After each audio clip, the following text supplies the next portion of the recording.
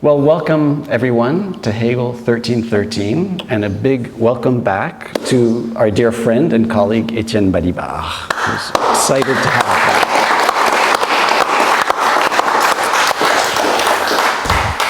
Étienne Balibar writes in the introduction that he wrote for today's seminar.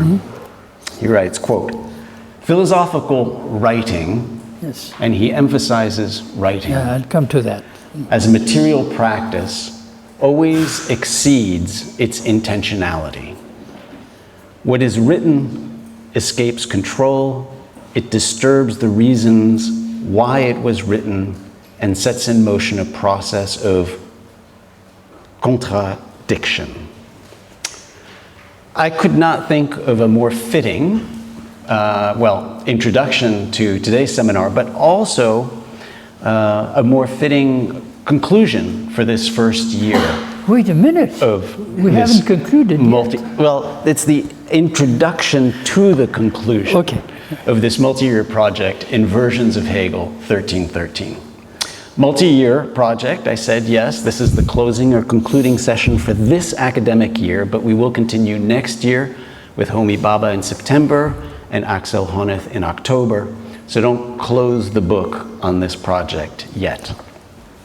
I had planned that it be multi-year this time because of the density of Hegel's writings and of his influence. I think Hegel takes time, and we can't jump over that time easily. Now, for this session, we're privileged to have back with us Étienne Balibar, who has been a constant presence in the 1313 series, and will present his thoughts on the provocative and fitting title, Inverting Sentences from Hegel. Étienne gave us a teaser of the formulations that he'll be discussing today: the rational and the real, the I and the we, the negation of negation, formulas that have been at the heart of Étienne Balibar's work for decades now.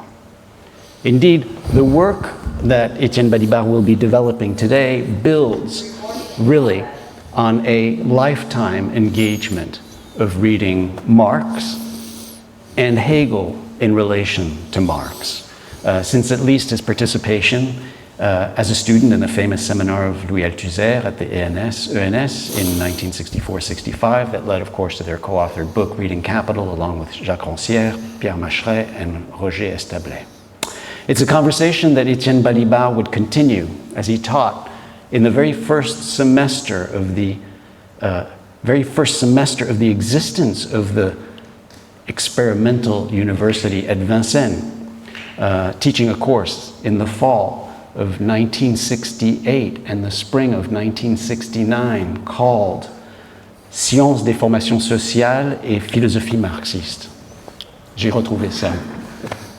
A conversation, of course, on Marx and Hegel that he would pursue then at the University of Paris-Nanterre, where he became professor of philosophy, and one as well that he would develop as he taught at Kingston University, London, and Columbia University in New York City. Throughout, Étienne Balibar would never simply read Hegel, but rather, in his own words, in his book Des Universels, published in 2016, expose, quote, what in Hegel can serve to deconstruct Hegel, or allow us to deconstruct him, which is not the same as annulling him. Ce qui dans Hegel déconstruit Hegel, ou permet de le déconstruire, ce qui n'est pas l'annuler. Ce qui n'est pas l'annuler. Ah, ce qui n'est pas l'annuler. Non, non, oui, non, bien non. sûr. So this approach to Hegel, of course, traverses many signature books from 5 études du matérialisme historique in 74 to La philosophie de Marx in 93 to Citizen Subject in 2017. His approach has always been unique, recuperating Hegel, inverting Hegel's inversions, drawing on the points of heresy, as he likes to use that term, one of his favorite terms from Foucault's Les mots et les choses, to help us better understand our present. Some have gone so far as to suggest or to ask whether Étienne Balibar could possibly be Hegelian. Gustavo Chatenier, a professor in Chile, does so in a fascinating article, provocatively titled Balibar Hegelien, point d'interrogation, la coupure de l'universel. Who's that? Gustavo Chataignier. Chataignier. Oui, oui, oui. So there he talks about how Étienne Balibar, quote, tries to appropriate himself of the Hegelian inversions. And note, this is Chataigner's term from 2017, or no, the book came out in 2016. Yeah, c'était une recension un peu en 2016, 2017. And actually Chataignier uses the idea of appropriating the Hegelian inversions, which I think is perfect for today. And he gives the example of the concept of the universal and how on his reading, Étienne Balibar articulates the universal without giving it a privilege. And that's the way in which kind of reappropriating without necessarily giving it a privilege. I think that'll come back today. How shall we then address, if not appropriate, the Hegelian inversions? I think we'll turn to our dear friend, for many of us, our maître, and listen carefully. Welcome, Étienne. Merci, Bernard. Thank you. You really have a special gift for praising and even grandizing your friends and your guests. Thank you so much. You'll be bitterly disappointed because I'm not going to conclude anything. I'm not going to propose a Balibarian version of Hegel or inversion of Hegel.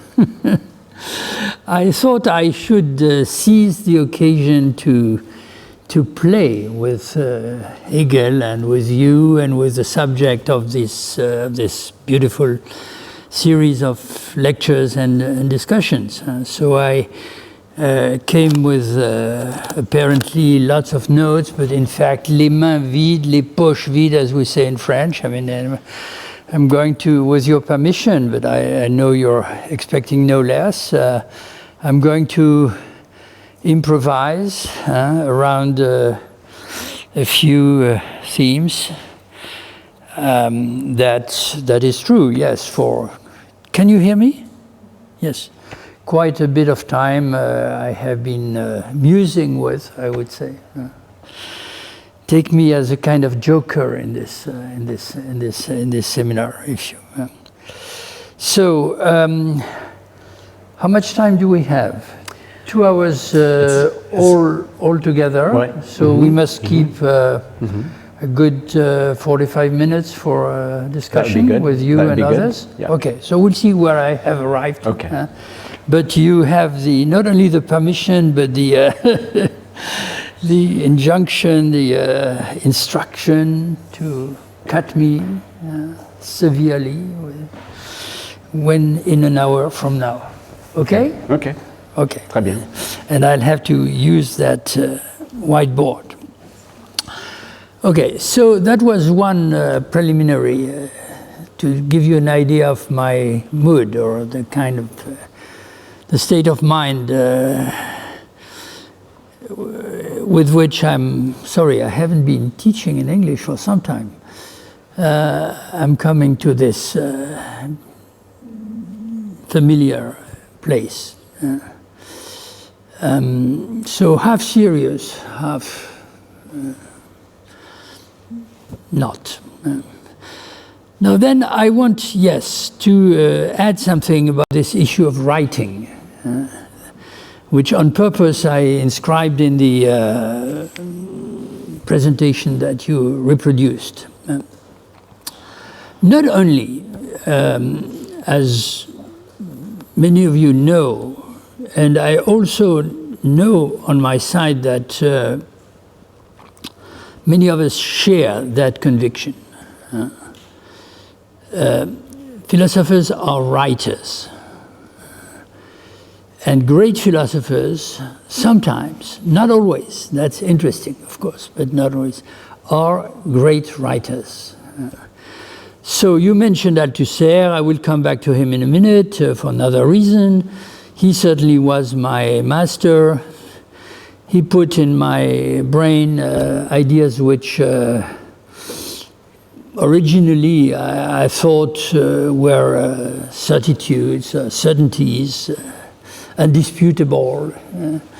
And of course, with time passing, not only because of the good objections that had been raised by several readers and interlocutors, but because of the mere, well, I'll mention the other master I had. In Derrida's theme was iteration or reiteration.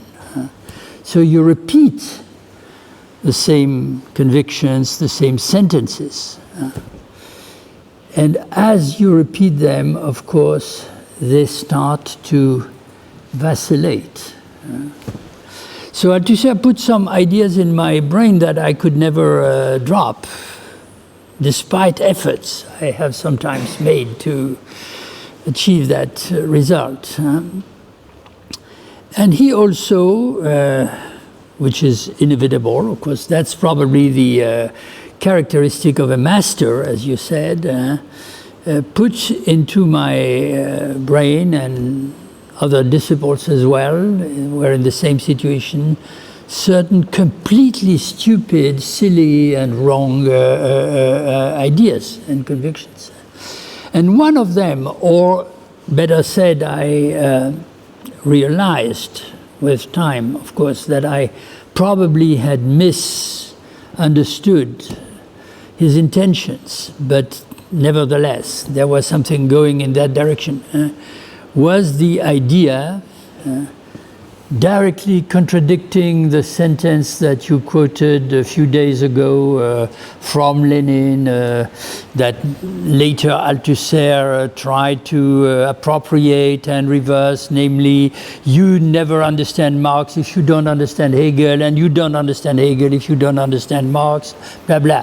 But initially, at the beginning, the times of reading Capital, blah, blah, what I believed to understand was, why read Hegel? This is at best unnecessary and also probably dangerous, which should have warned us, of course, because it will put in your head wrong ideas regarding the logic of Marx's thought and writing.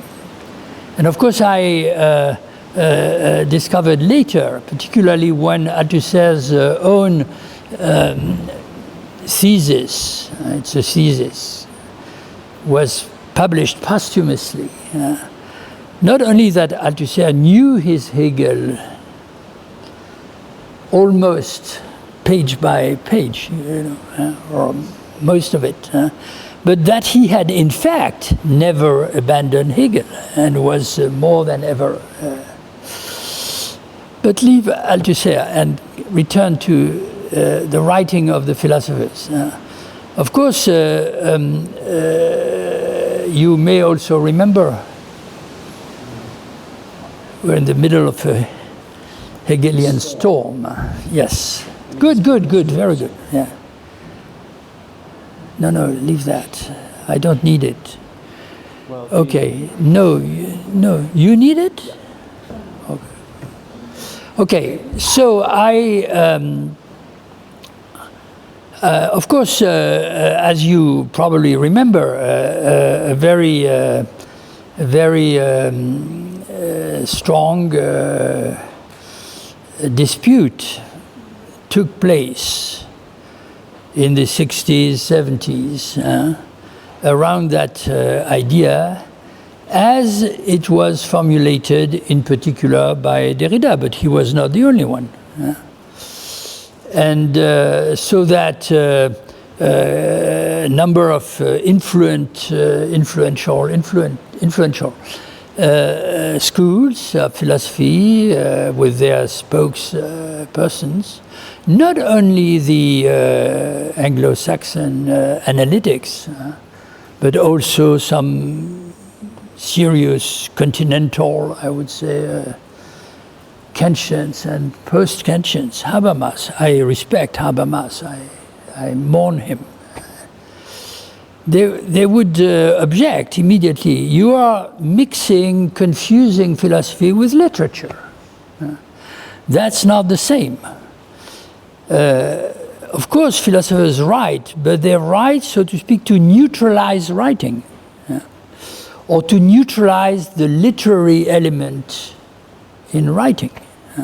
But what is that, the literary element in writing? It's not only using metaphors, of course, and that was one of the key issues in the dispute.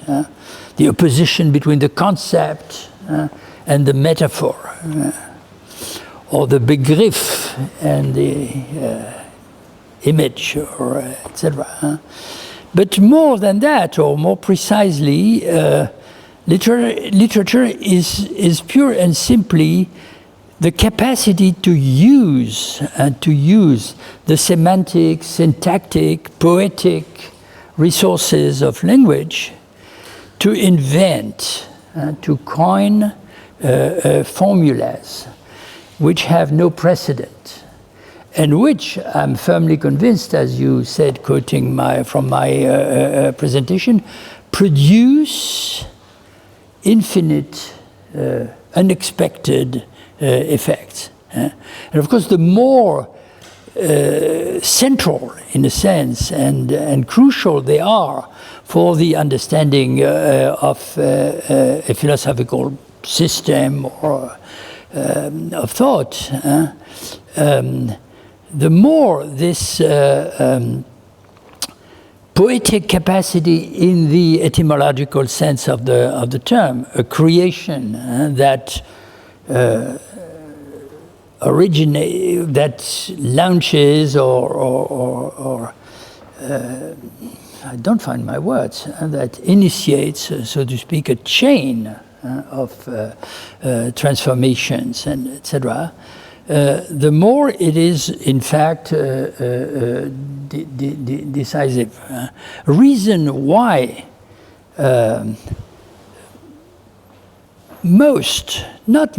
every philosophical oeuvre, system that really matters for our thinking, that enters our permanent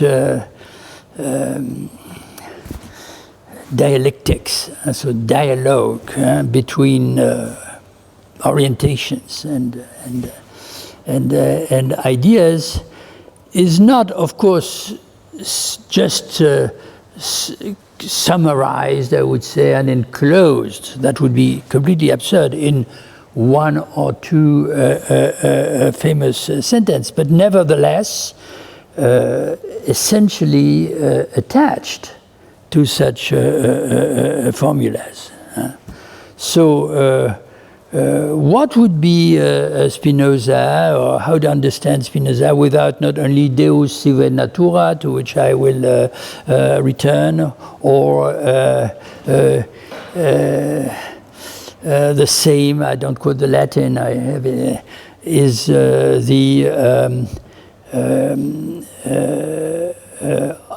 connection of ideas and the connection of things or causes, etc., etc. And in Hegel's case, of course, how to understand something about Hegel without ruminating on the rational is the real and the real is the rational, and a few other. But then that's too long, but I want to add something. A consequence of the fact that philosophers write their philosophy and invent their philosophy through the writing. So with different styles, that's of course interesting. There's a poetic element everywhere, but there are of course philosophers whose poetry is not very, how do you say, is a little flat, I would say. And now Kant is terrible, not always, but and Nietzsche is supremely original and inventive as Lucretius. So the consequence is that a discussion of the meaning and the posterity and the consequences and the reversals and the replicas and the antitheses with respect to one philosophy it's not imprisoned. But it's bound to work with the letter of the text. Now there are some other cases which are particularly interesting and strange, and that's the case of Marx in his relationship to Hegel. So it was on purpose that I mentioned at the beginning the wrong lesson that I thought I had drawn from Althusser's.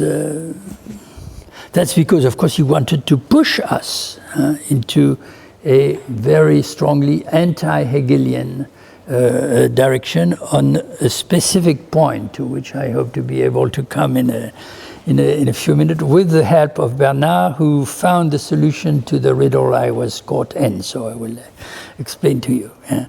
But the specific case with Marx, or problem with Marx, is that Marx's own writing is not only haunted, I would say, permanently, but also in a kind of in a relationship of repetition, inversion, as Bernard suggests. I completely agree with that. Displacement of Hegelian formulas. And that's true everywhere. Now, there's one specific text, which is not the one on which I want to deal, with which I want to deal at length today, or at least I hope, which in this respect is specifically interesting because it also says something about the institutional framework in which this is taking place. This is a text that is now very famous, of course, and rightly so, because it contains some of the most interesting suggestions in philosophical and political matters, called Contribution to the Critique of the Hegelian Philosophy of Right, or sometimes the manuscript from 1843. Not to be confused with another one of a very different style, although belonging, of course, to the same period and the same moment in Marx's research. The 1844 Introduction to the Critique of the Hegelian Philosophy of Right. No, the first is Philosophy of the State. That's the same. In fact, Einleitung zur Kritik der Hegelschen Rechtsphilosophie. This is a text, a relatively short text, published in 1844 by Marx in the Deutsch-Französische Jahrbücher, the French-German Annals, short-lived journal which only had one issue. And of course, this is a very important text because it's the first time when Marx uses or borrows, of course, from certain contemporaries, the category of the proletariat to make it the center of his political and philosophical thinking, and a number of other reasons. Now, this is, of course, an essay where, in fact, there is very little question of Hegel,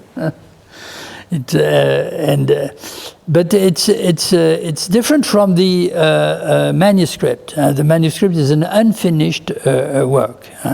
It's a continuous commentary by Marx of one central section of Hegel's own philosophy of right. Incidentally, there's no way you can neglect or underestimate the importance of the philosophy of right as a work, as a book for Marx and for others. In a sense, as he repeated later, Marx, in his another famous statement of purposes, intentions, method, etc., called the Preface to the Contribution of the Critique of Political Economy from 1859. Everything in Marx, in a sense, according to his own presentation at that time, derives from a critical reading of the philosophy of right and from a critique or an inversion, precisely, of certain of its theses. Now, the philosophy of right, you may think that I'm wandering around my subject, but the philosophy of right, if you have put your nose into the book, which we both have here, is it's a very strange. The habits at the time were not the same as today. It's a book which is made of propositions. Of course, there are 300 and some of them, relatively short, presenting the theory in the most systematic possible manner. With a very strict plan, sections, dialectical plan, and then these short propositions. Now, believe it or not, Hegel had lectured for years on this issue, but at some point he had the book printed, which was a summary of his lectures, and then he would impose on the students to read his own book, and then he would continue. He would lecture in the following manner: he would reread his own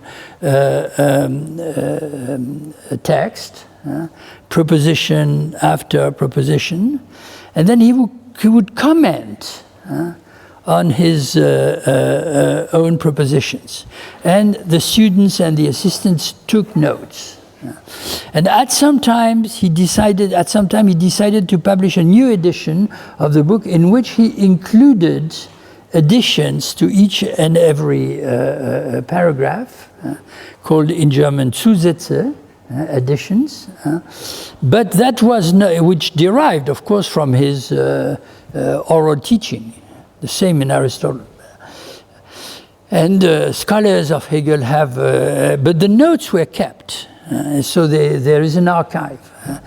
And so later Hegel scholars and publishers studied the change of orientation of his doctrine, etc., using the notes, and added another third layer of, or second layer of commentaries to the second, which itself comments the original phrases.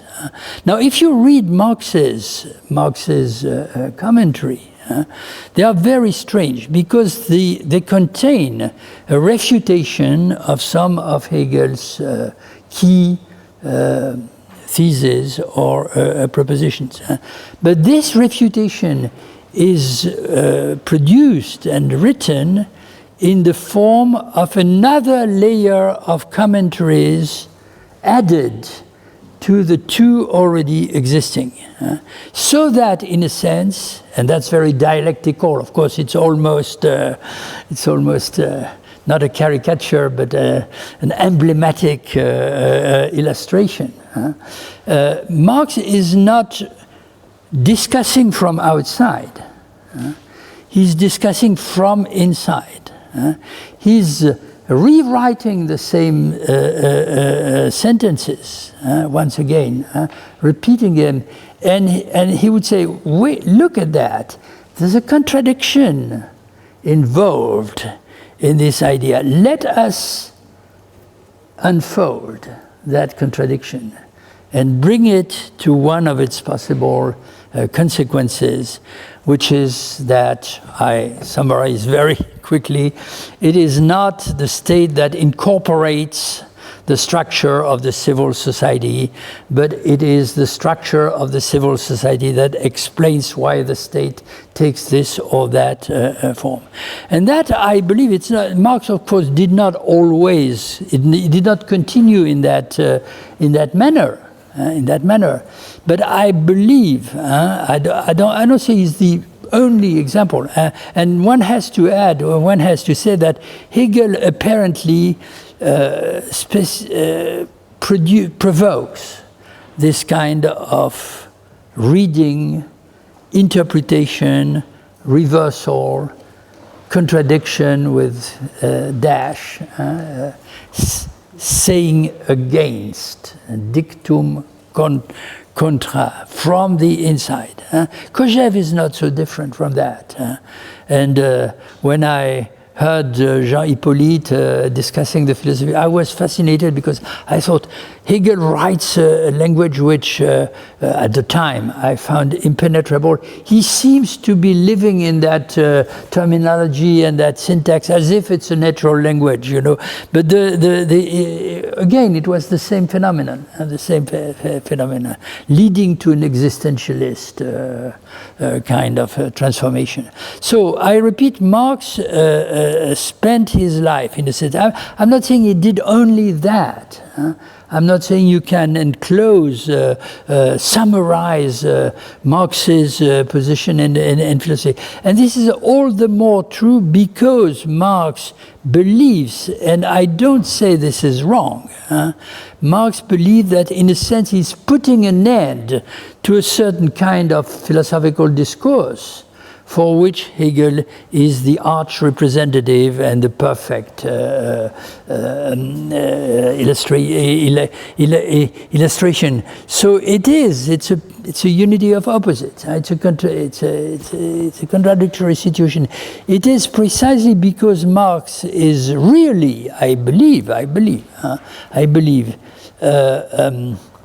transforming philosophy into something, into a different kind of discourse, that his relationship is so intimate. Okay, I spent my time doing something else than what I wanted.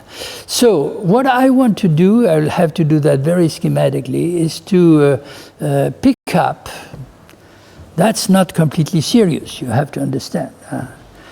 Fortunately, there's no Robert Brandom in the audience, I hope. Or no other great Hegelian scholar who will tell me, please, be a little more serious. So I come with my memories and I pick up three formulas.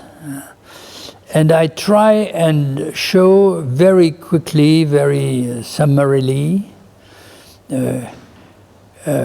why they are unstable, why their writing goes beyond, as I wrote in the presentation, what you might imagine is their systematic value. And in at least, in fact, in each and every of the three cases, but in different modalities, how Marx's rewriting of these sentences adds to, I would say, the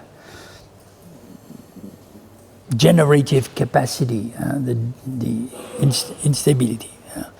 So first sentence, the rational, what is rational is real, and what is real is rational.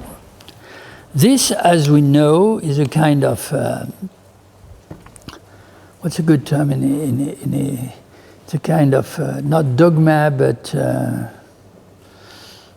it's a say, it's a dictum, precisely, which is written by Hegel himself with very interesting typography, towards the middle of the introduction to the same philosophy of right, Grundlinien der Philosophie des Rechts, to which I was alluding a moment ago. I don't have the English, I have the German, we'll manage.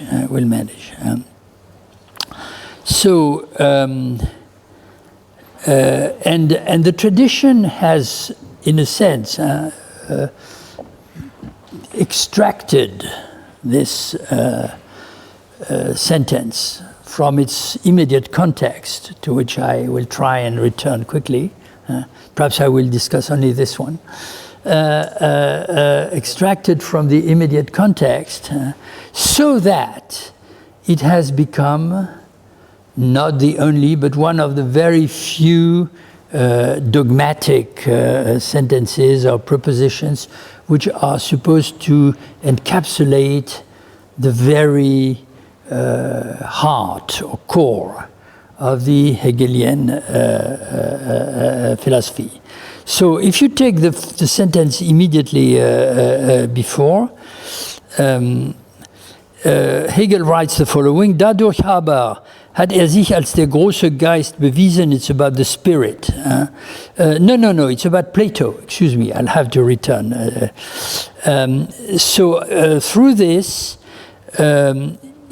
he proved to be the great mind or spirit, dass eben das Prinzip, welches sich das Unterscheidende seiner Idee dreht, so that, I translate, if there are German speakers here, they will correct me, even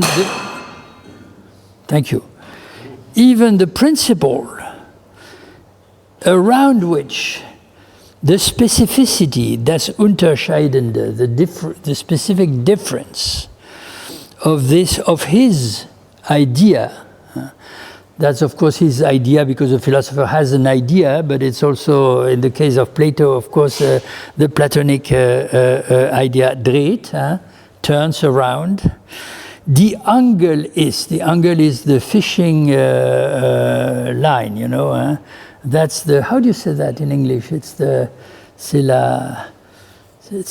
fish, the fisherman's line, yes? Line, yeah, yes. Represents the line, welche die damals, in addition, bevorstehende Umwälzung der Welt sich gedreht hat. Around which, it's a strange use of the metaphor, I find. The transformation, Umwälzung, the transformation is the revolution. It's one of the German words for revolution. The revolution of the existing world, and the editor has added damals at the time, had turned around itself. Happens to be the same. And then comes the like two verses, like he is quoting or inventing, and perhaps there are commentary here that on two separate lines. Was vernünftig ist, das ist wirklich. What is rational or reasonable? That's always a problem when you have to do with that German word. What is rational? This is real. Next line, and what is real? This is rational. And then he continues. Now let me, before I come to what Bernard has helped me resolve, let me quickly comment on the literary. I am trying to find my work. It's not cryptic. It's formulaic character of these lines. They are written as if you must now learn that and repeat it. A kind of aphorisma? Aphorisma, if you like. Aphorisma. First, this, or three remarks on that very quickly. It could be very long. First, this is invented by Hegel, probably. But he has a model. And this model not only is famous, but is continuously invoked And Heidegger, of course, did more than anybody else to impose this idea, but he's certainly not the only one, to suggest that this, in a sense, has been the guiding thread of the whole Western philosophical tradition. This is, of course, Parmenides' formula, toton gar esti noente kai enai. The same is to think and to be. So, absolute equivalence of thinking and being, which you can also quickly, perhaps too quickly, present as a kind of intimate core or kernel, I will come back to that, of an idealist, or perhaps it would be better to say a metaphysical understanding of the world. No excess on neither side. Absolute correspondence. So that everything that must be located on the side of the real or the world or the things or the experience or whatever you want to consider synonymous, has its equivalent on the side within the realm of thought, and conversely. Now, there are several famous repetitions of this idea in the history of philosophy, and interestingly, of course, each time they always belong to what we tend to consider highly speculative attempts at grasping the whole, the totality.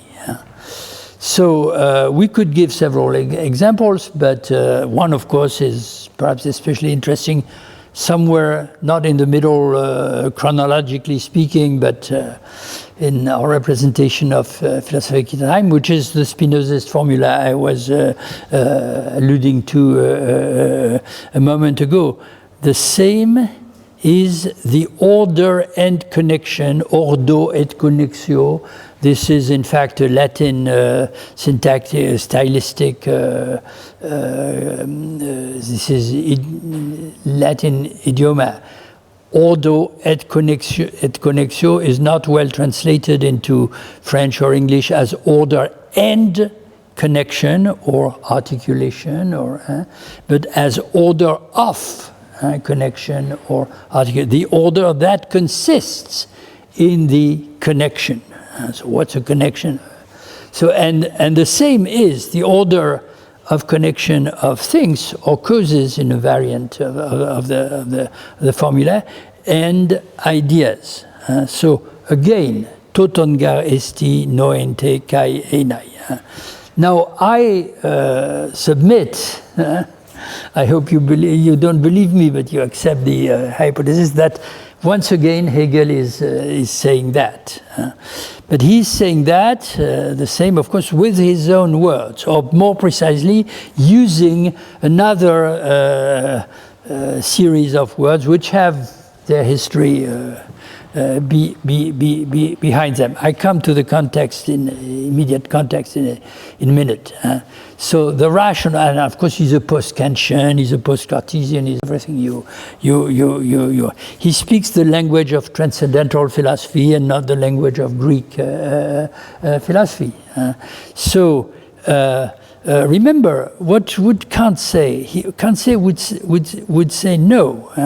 Kant would say part of the rational is real, but part of the rational exceeds the real. It's the idea precisely. It's the moral imperative. So we must enclose. I had to set up limits. The great Kantian idea, within which to enclose the cognitive capacity of thinking so that it matches the real. But that leaves aside or beyond. A realm for something he calls not knowing, but belief, Glauben, religion, etc., etc.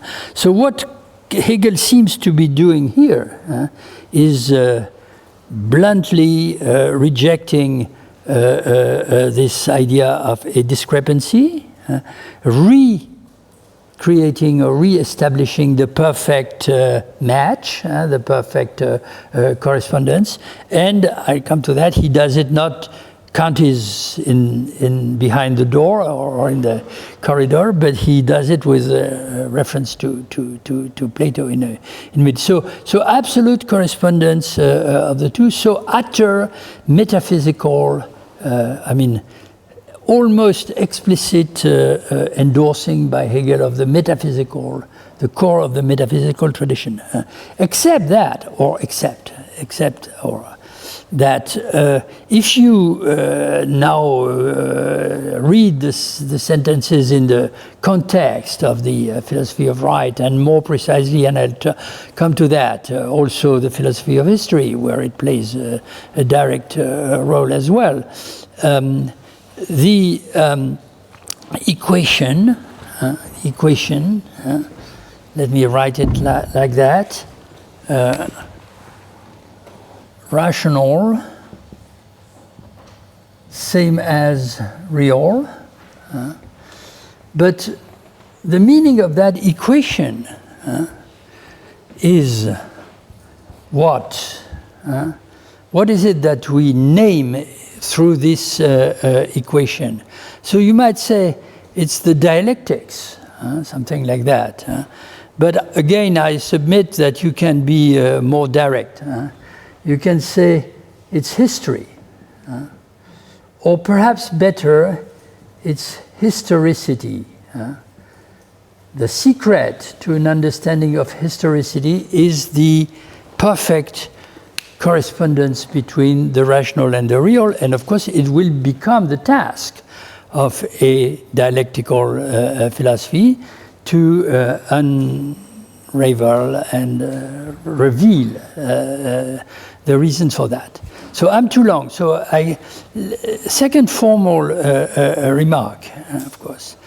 And here, of course, what I have in mind or in memory is the Spinozist alternative to that, of course. So the Spinozist alternative, of course, is Deus sive natura. So it's again an equation.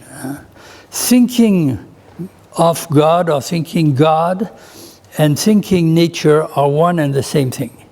But that is an interesting comparison because everybody who has worked and struggled, I would say, a little bit with Spinoza knows that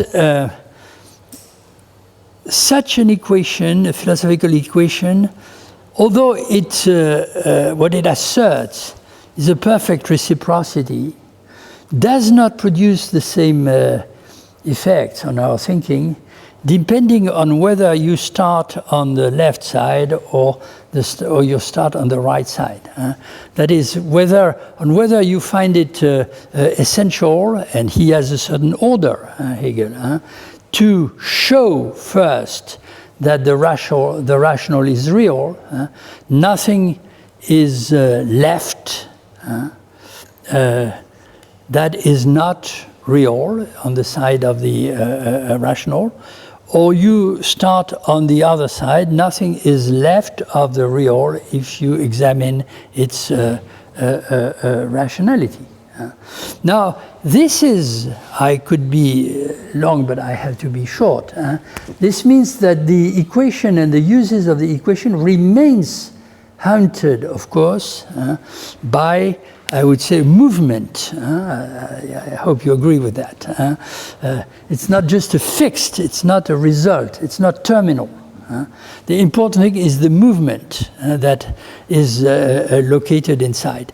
And the continuation of that, in the history of philosophy, Hegelian or post-Hegelian philosophy, after Hegel himself, I suggest will permanently work and hesitate or become busy, I would say, with the question, what's the really important idea here? Is it the idea that the rational is nothing else, nothing other than reality? Or is it the idea that in reality there is nothing that is irrational? So that's very interesting, of course, because you could add lots of other references. Of course, it's the whole question of the idealism versus materialism oscillation that is at stake. And that also shows, of course, that in certain of its forms, I not say all of them, but in certain of its forms, the decision to be an idealist or a post-Hegelian idealist, or to be a materialist, a post-Hegelian materialist, in fact, has really no other content than deciding whether you will read this identity in one direction or in the other direction. And when you return to Marx's formulas that are dear to Bernard, in Hegel the dialectics was on its head, was walking on its head. I decided to put it again on its feet, to have it, etc. That I decided to anchor, to inscribe the concept of historicity, not in a pre-existing rationality, but in the analysis and the understanding of the real. Now that's where, of course, the context in Hegel's presentation becomes, I'll never go to the other two cases, but the context in Hegel's presentation becomes extremely interesting because there are other passages maybe where you can, so to speak, extract the metaphysical kernel and essence of the idea. But if you return to the context, it's taking place, or it's emerging, so to speak. It's invented by Hegel in this spectacular form, nevertheless, because it's a dramatic decision to inscribe gnomic, that's what I was trying to find, a formula in the middle of his text. But that is introduced through a discussion of the meaning of Plato's Republic. And I summarize, I go quickly. Plato is the arch-idealist.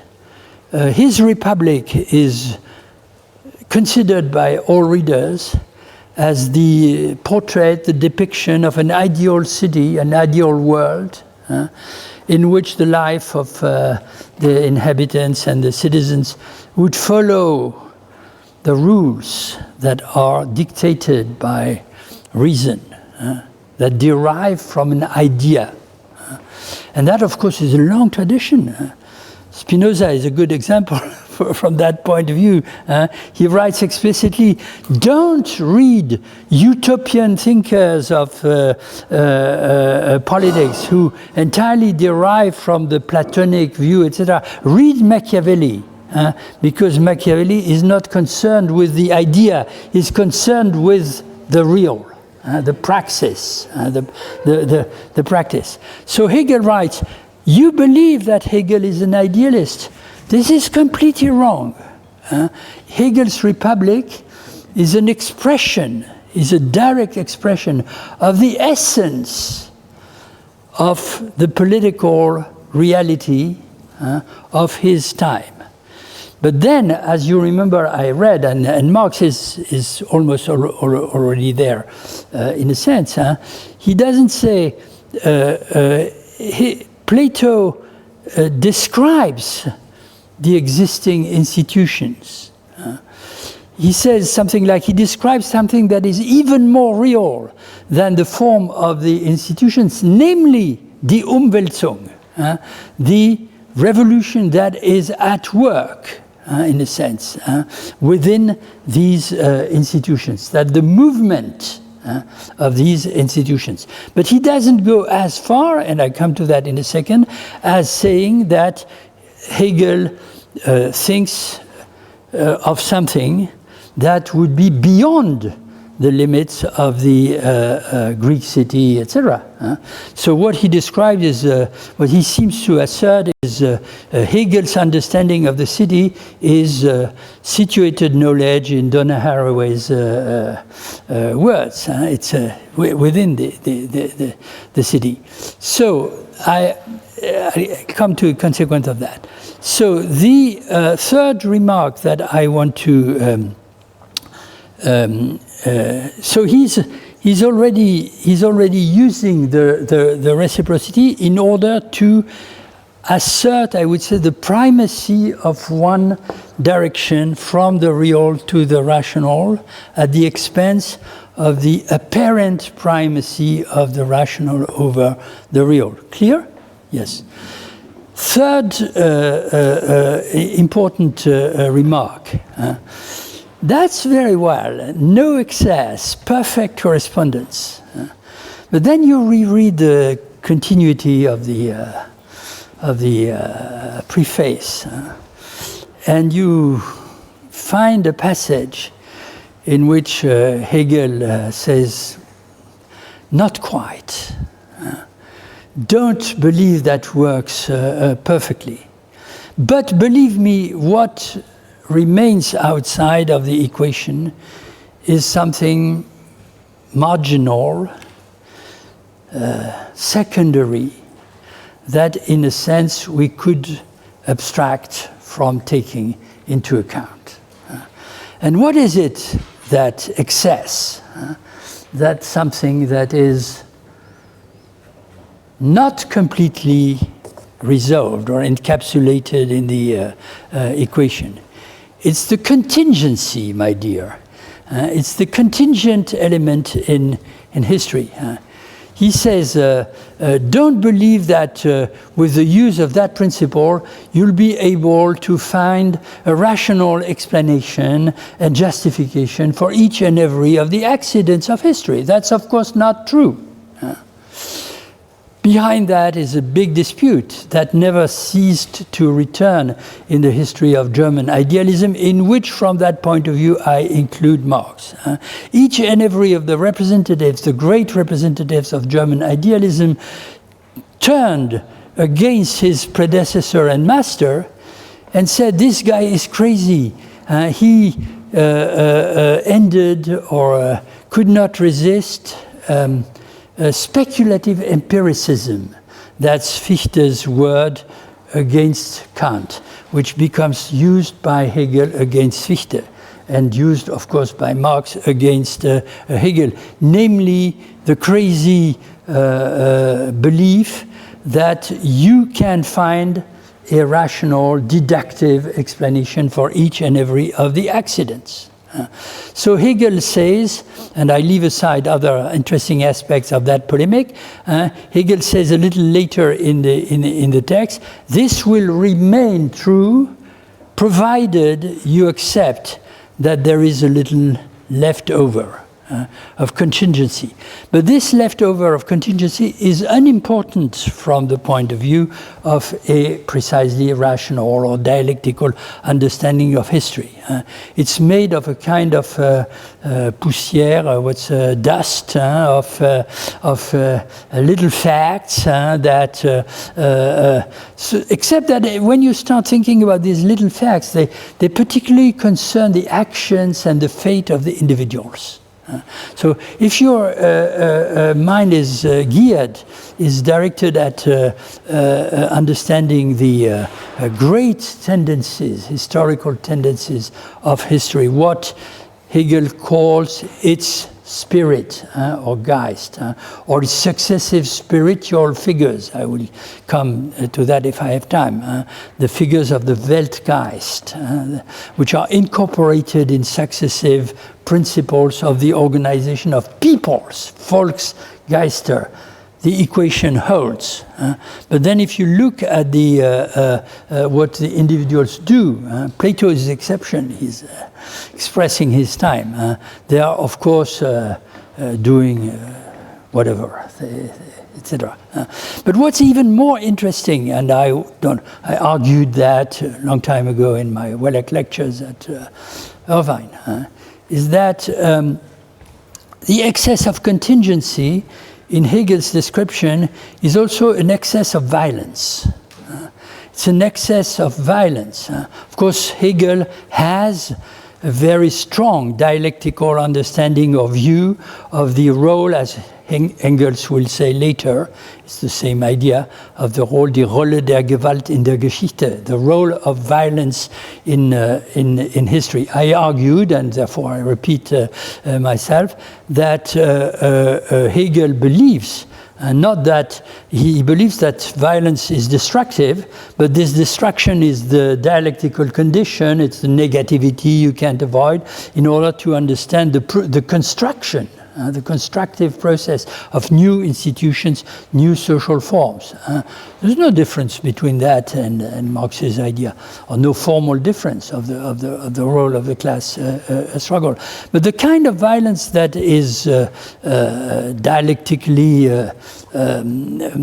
transforming destructivity into constructions, or negativity into creativity, is what I propose to call a convertible violence, a violence that can be converted into what? Institutions. And then Hegel has to do with the question of the presence in history of a violence that is unproductive. And very strangely, he grants the same logical function, I would say, or he associates the same logical problem to the question of contingency and to the question of the unconvertible violence. Now, take an example of that unconvertible violence, and you immediately discover how problematic that is. The principal example, of course, is the revolutionary terror. And therefore this is closely linked, and it's a central objective of the philosophy of right, to the idea that if there had not been a counter-revolutionary reaction, or better said, counter-revolutionary is not the good formula, but a political reaction that controls, masters, recuperates the revolution, the insurrectional elements, and eliminates and suppresses and cancels the absolute terror, then the French Revolution would have ended in an absolute catastrophe, instead of opening the door, I would say, for the new progress in the history of spirit, of the world, that is the creation of the modern state. So that's not nothing. Now, I treat only the first case. Doesn't matter. Je vais vouloir que tu dises quelque chose sur Ish. Okay.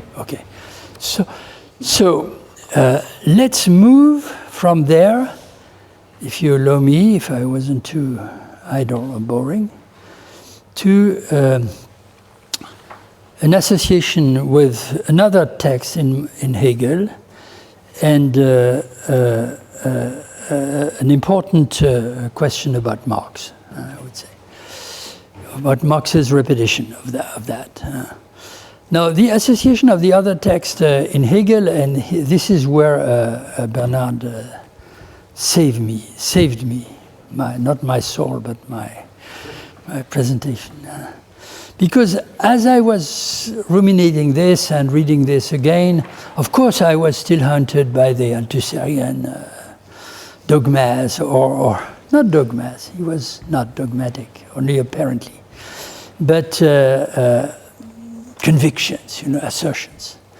And I could not immediately think of the fact that Althusser repeated again and again at the time of our first great season, I would say, of work and reading of Marx, a formula that he, with absolute conviction and indisputably presented as coming from Hegel. I think he wrote that in Reading Capital.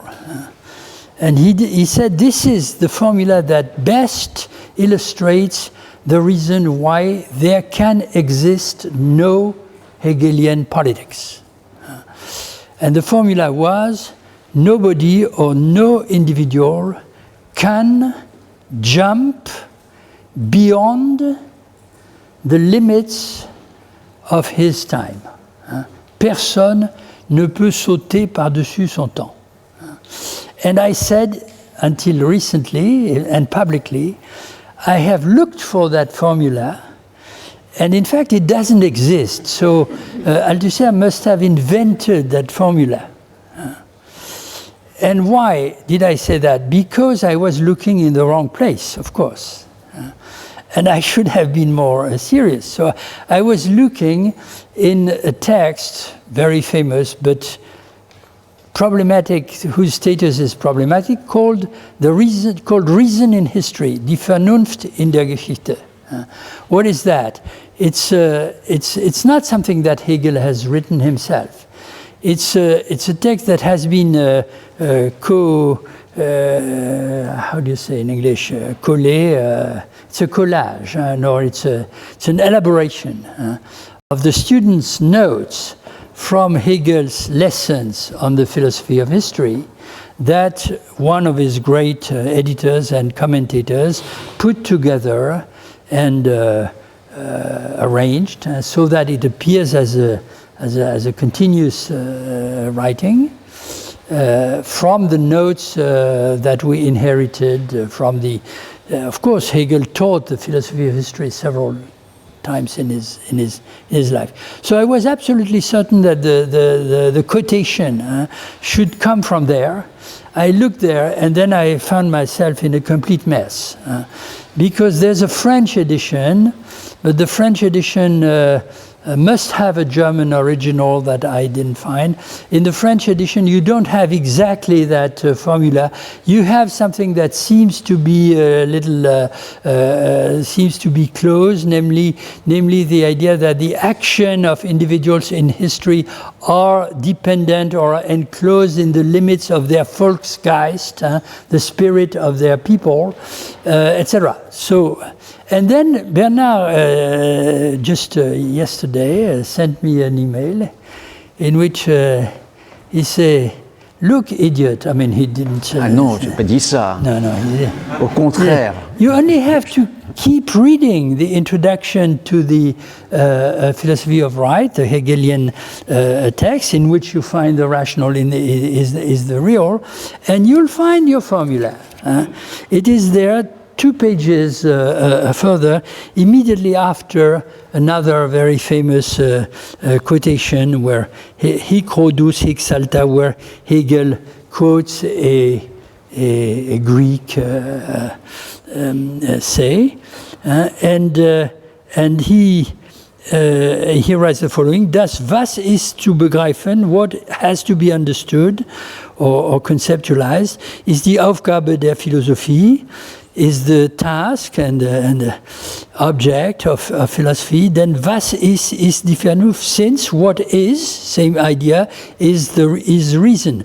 Was das Individuum betrifft, and for what concerns the individual, so ist ohnehin jedes ein Sohn seiner Zeit. Each of them, each individual, is a son. The metaphor probably comes from some other place. Is the son of his time. Seiner Zeit. Es ist ebenso töricht zu winnen. That's beautiful. It is just as silly to imagine, irgendeine Philosophie gehe über ihre gegenwärtige Welt hinaus, that some philosophy would bypass or dépasser, overcome, something. Its contemporary world, the world of its time, als ein Individuum überspringe seine Zeit, springe über Rhodus hinaus. As to imagine, as silly, as to imagine that an individual could jump beyond his time. It's literally there. So Althusser invented nothing. Springe über Rhodus hinein would jump over the Rhodus, the mountain that the Greek, etc., etc. So the sentence is really there. Now I have spoken too long, so I stopped. Why was that important for Althusser? That was important because, of course, Althusser, without quoting Machiavelli at the time, but having other names in mind, including Marx himself, of course, and Lenin perhaps, etc., wanted to say, if you consider that to be located historically within the realm, the limits of a given time, so here, of course, we could open a long series of possible equivalences for time, provided you imagine that each of them has to do with the possibility of closing or enclosing a certain period or a certain moment in the linear, more or less linear or historical development of what? Something. So, for example, Foucault would say in Law of the Order of Things, nobody can think beyond the limits of his masculine, of his or her episteme. That's his time. So that if you try from within this episteme to read something that was produced in another one, it makes no sense, absolutely. And of course, you cannot anticipate. You cannot return, you cannot anticipate. So Althusser would say, if that is the case, there's no politics possible.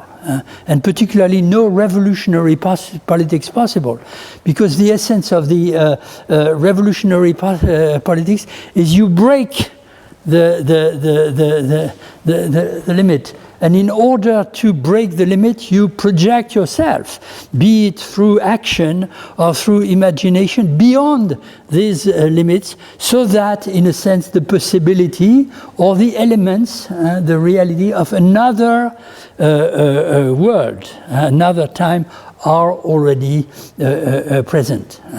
Now, let's add three quick remarks on that. One, from Hegel himself. The formula is not in the preface to the critique of the philosophy of right. It's not in the Vernunft in der Geschichte, the reason in history. It's in the introduction to the critique. But if you return, nevertheless, I was not completely wrong to think I should do that, to the introduction, you see that Hegel will become centrally concerned precisely with that question. If this is true, how can you imagine that history progresses to another stage? And are there, so he doesn't use the category revolution, of course. It's not very far from his, he certainly has it in mind, of course. How can you understand that the revolution, which for people of his time and himself was die Revolution schlechthin, the absolute revolution, the revolution as such, namely the revolution. What would the French revolutionaries do if not jump beyond the limits, etc.? And then he introduces a fantastic development, beautiful, that we all have in mind. He says, in history there are criminals. The two great examples are Caesar and Napoleon. These guys are criminals. They break with the rules and the principles of their time. They act against the existing norms. And they introduce something new, which retrospectively will become justified. And if it is not justified, they simply are not historical men, as he calls them, historische Individuen, great men, etc.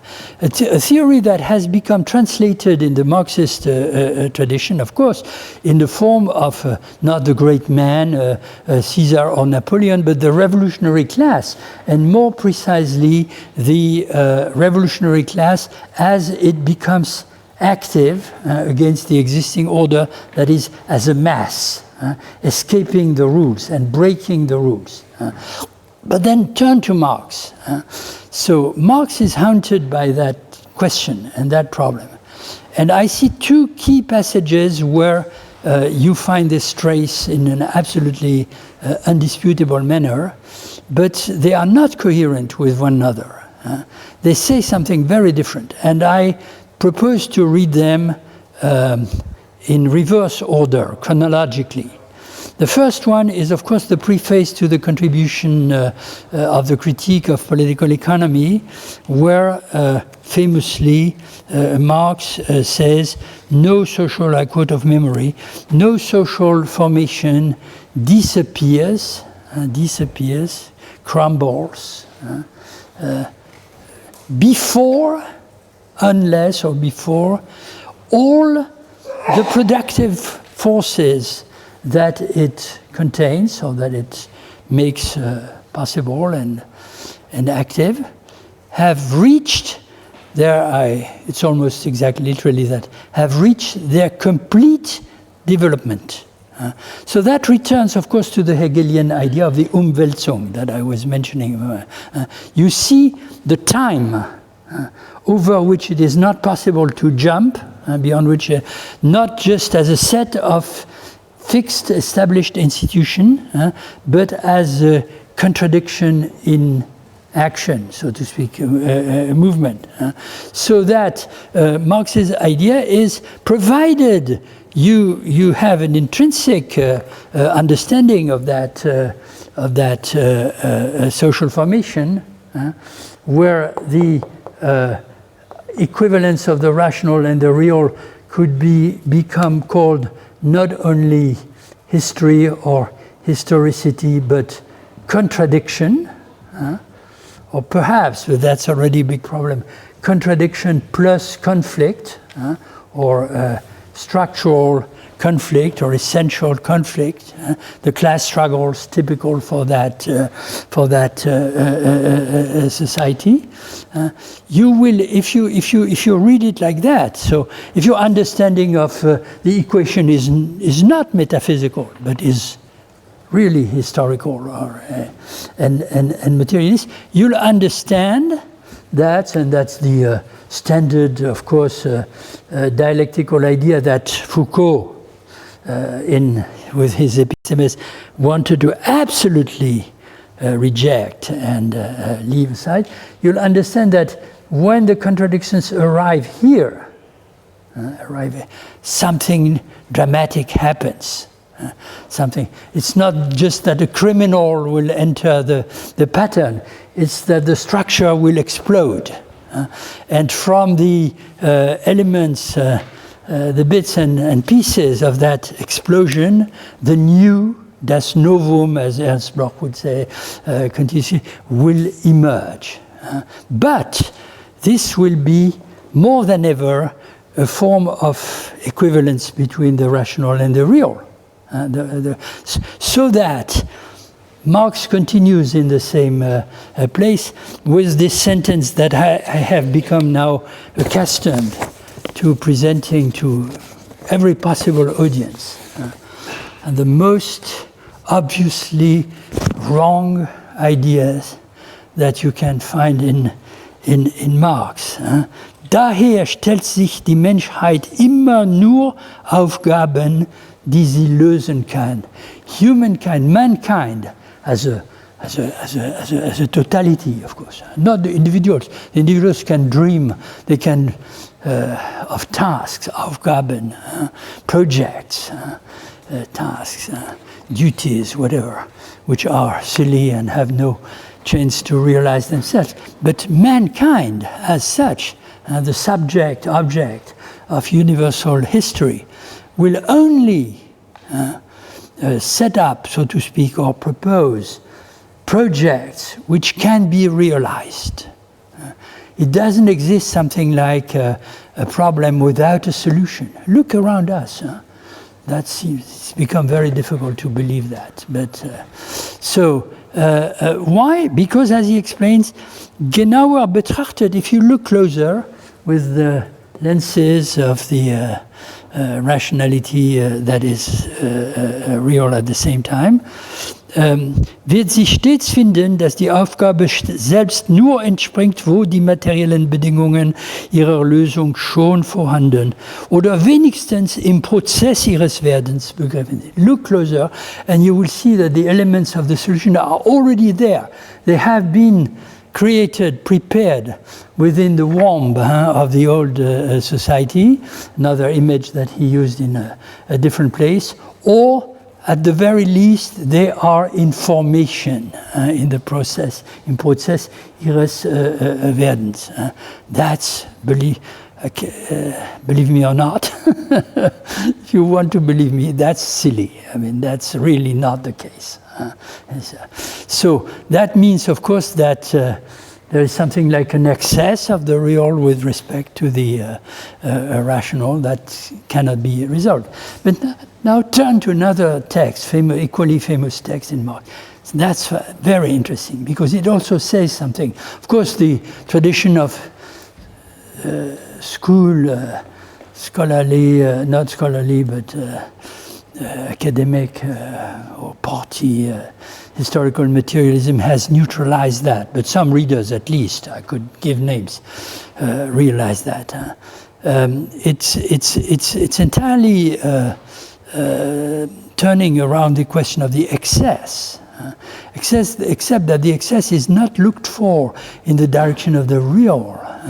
It's looked for in the direction of something which apparently was totally excluded from this equation, played no role, and that, with the references that you easily imagine, I will call the imaginary. So this text is 18th Brumaire of Louis Napoleon Bonaparte, where the Rhodus comes back, etc. Now we have to remember that the 18th Brumaire is a text written in a tragic circumstance. And the man who writes the text, which is one of the most beautiful texts under Marx's pen, is a man literally obsessed with the following question: how come the revolution that the Communist Manifesto had declared to be imminent, and whose result, that is the jump from capitalism into a communist society, it had already anticipated, because all the elements are already there, blah, blah, blah, blah. How come this revolution happened? That's fascinating, because the 1848 revolutions in Europe were really announced by several writers of the time. Not only Marx. Read Tocqueville, he says exactly the same, in almost exactly the same words. So the revolution is for tomorrow. And he addresses the bourgeoisie: you can tremble, you can be frightened, because the revolutionaries are there, the mass, the criminals, and they have nothing to lose, only a world to win and conquer. So the revolution happened, and it ended not only in a massacre, but in the establishment, the institution of a counter-revolutionary society, which soon happened to be developing capitalism even more than before. So that's tragic for him, at least, and not only for him. And then I know I make a short circuit, but he says the problem is, or if you're, the problem is that the actors, the agents of the revolutionary process are certainly doing history in a sense. They're breaking the rules. They are exploding the limits of the of the time, of the existing time. But they do that with an imaginary understanding of what they are doing themselves.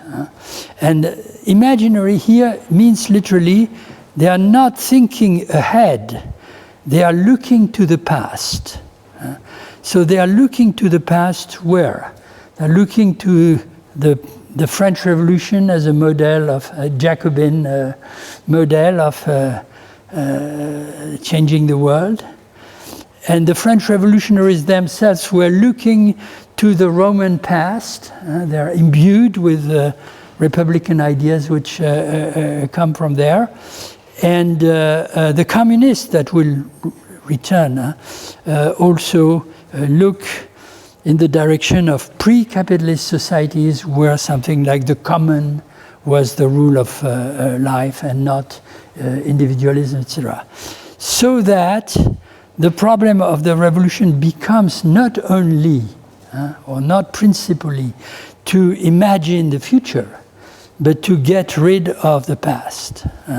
Which, and that's again, of course, a fascinating idea, because some readers of Marx then pick it up and reverse or invert the value judgment. For example, you read Benjamin, of course, thesis, and what he says is there would be no revolution without a return to a suppressed past. Of course, not any past.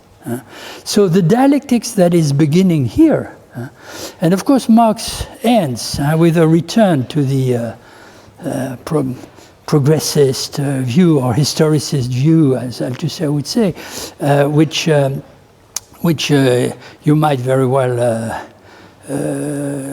describe or criticize as utopian. He said we communists, we must get rid of that prison, that enclosure within the past, and think of the future. But interestingly, the quotation from Heine, etc., he doesn't put that in terms of pure rationality. He calls it the poetry of the future. We must substitute the poetry of the future to the poetry of the past, and let the dead bury the dead, quotation from etc. So, okay, that was the derivation I could propose from this formula, and I left the other two. What do you want me to say about well, that is we? It would have been helpful just to have just a word about it at this point, not a whole development of it, but at least, and maybe how it, just a word about it. A word. Right. Was it boring? No, you can't say. I was too long. Non. T'as besoin. Il faut effacer. Attends, j'ai besoin de ça quand je vais te poser une question. Donc peut-être qu'on peut tourner. On tourne. Ok, vas-y. On tourne. So that's of course, I'm not sure. As for rational is real and negation of the negation for another day, of course these are well-known, well-treaded passages in Hegel's writing, whose trace in Marx's writing we can try and find.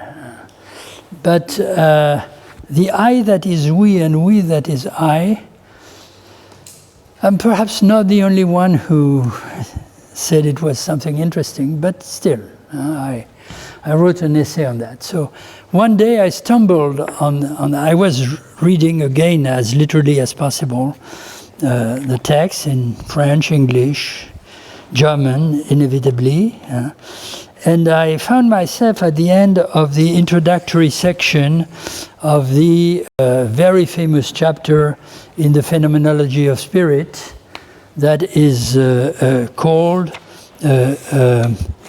that is called self-consciousness. Self-consciousness. And the passage in the chapter, so it's Phenomenology of Spirit, Phenomenology des Geistes, chapter 4, first chapter in the section on spirit, called self-consciousness. And I'm very, very quick. And of course, the development in this chapter that is most famous, or several that are famous, unhappy consciousness, etc., is the famous master and slave dialectic, which, as we all know, is a bad translation because Marx's Hegel's literal formula is Selbstständigkeit und Unselbstständigkeit des Selbstbewusstseins, dependence or dependency and independence of the self-consciousness, Herrschaft und Knechtschaft, which in Marx returns all the time, and other places as well. And Kojève made it the center of the... Now, Knecht doesn't mean slave, it means the valet or the servant. So the historical references behind that are not to the ancient world of masters and slaves, but to the medieval and early modern world of masters against and servants, and that's not exactly the same. But of course, extraordinary developments have based themselves, especially in French, on the identification with master and slave, especially Kojève and of course Lacan and all that.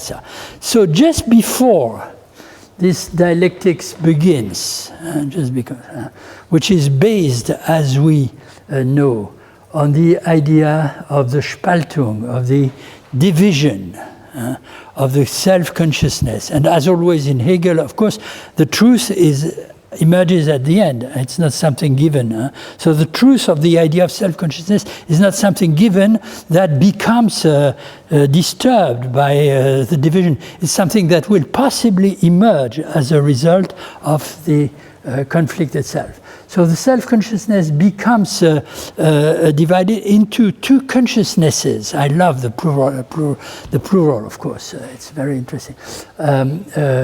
Which are, on one side, the consciousness of the Herr, and on the other side, the consciousness of the Knecht, the master and the servant, which is disymmetric. I don't enter into that because they don't have the same goal, which is described as the same time as a relationship of domination, dominant, dominated, and as a structure of representation, which is not only, of course, peaceful and a question of image, but which is haunted, as we all know, haunted or structured by the tragic or dramatic articulation of death and desire. So disymmetric desires and a disymmetric relationship to death and to the desire of the death of the other. That's very few developments like that in philosophy. And it would not exist without literature.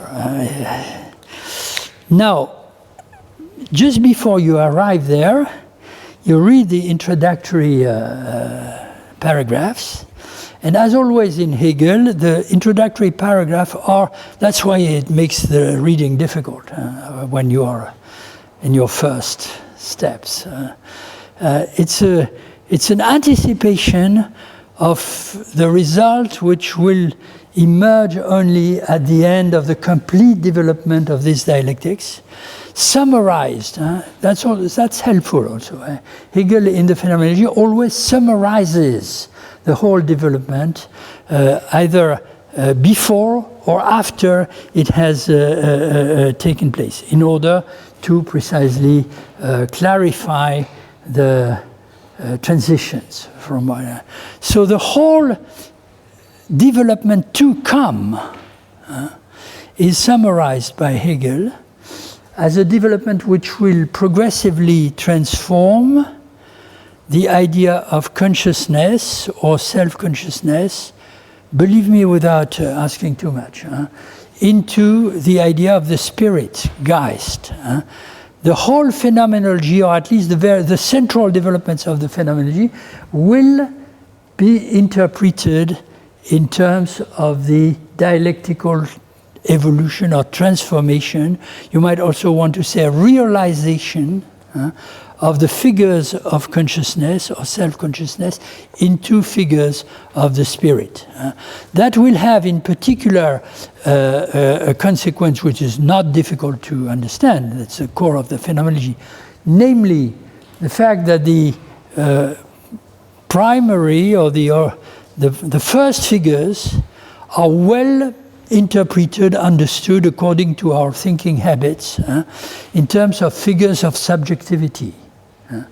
If not individual subjectivity, here something which is precisely not only individual but trans-individual or intersubjective will, and the figures of the spirit which emerge towards the end, the Enlightenment,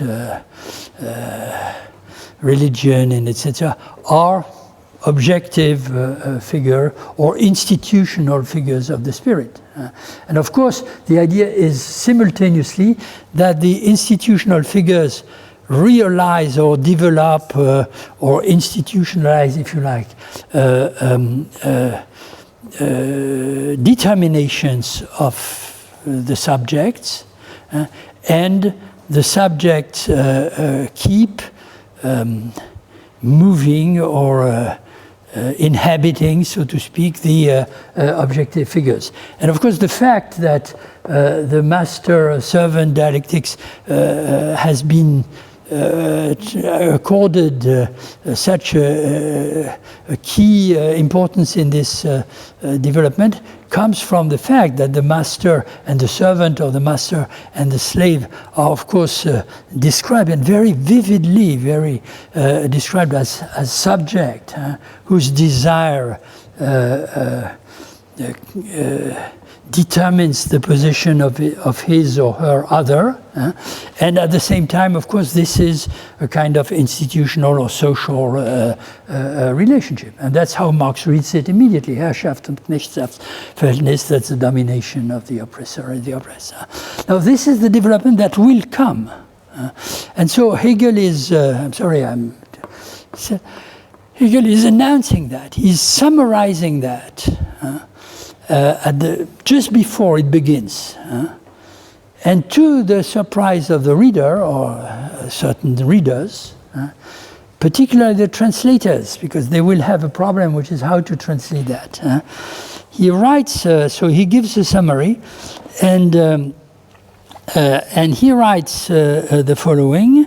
I just pick up a few phrases. Hiermit ist schon der Begriff des Geistes für uns vorhanden.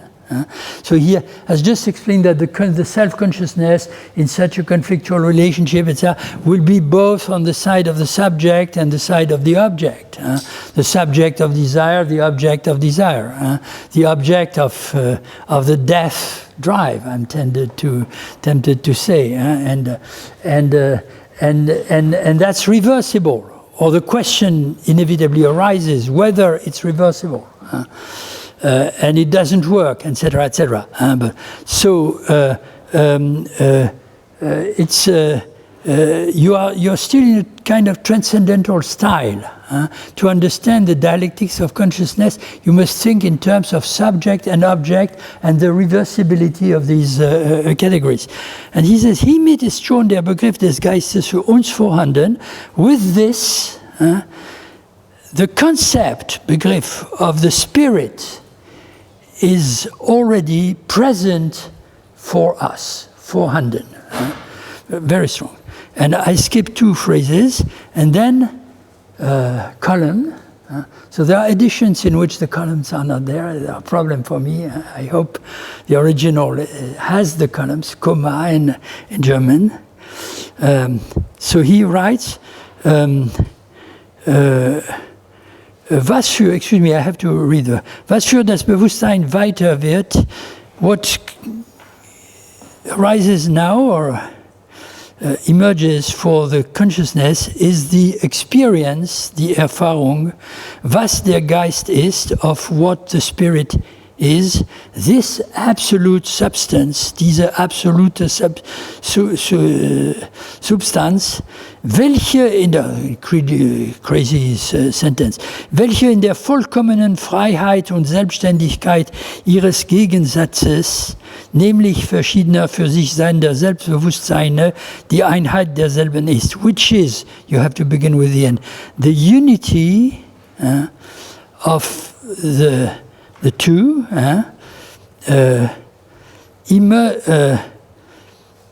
having or seeing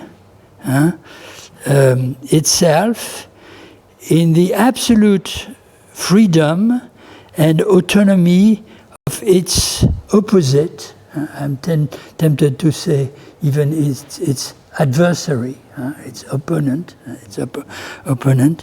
nämlich verschiedener für sich seiender, that is other self-consciousnesses which are in fact also autonomous or independent.